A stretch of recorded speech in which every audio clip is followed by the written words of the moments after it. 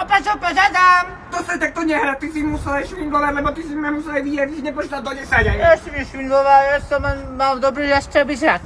Ty si ma nenašiel normálne. Pozri, tam je nejaký uľan, robíš ešte naše viny z to. No ja postrápa tú hlavu aj.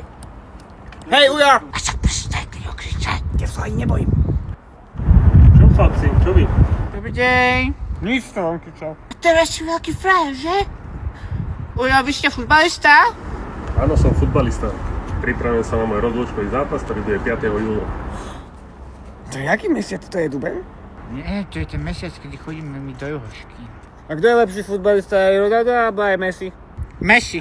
Za mňa je to Messi, ale ten tu bohužiaľ nepríde, ale prídu tu iné svetové hviezdy, ako napríklad Cavani, Mertens, Callejon, mladý junior Maradona.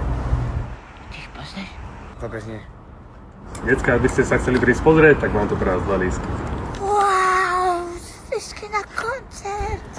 Počkaj, že sa neteš, tým, čo skúsim, čo som nenaučil. No, skoro, že nemôže ísť na ten zápas aj môj bratranec Tomáško a Luky, oni milujú aj Madonu. Naša slovenská futbalová legenda Marek Hamšík bude mať 5.7.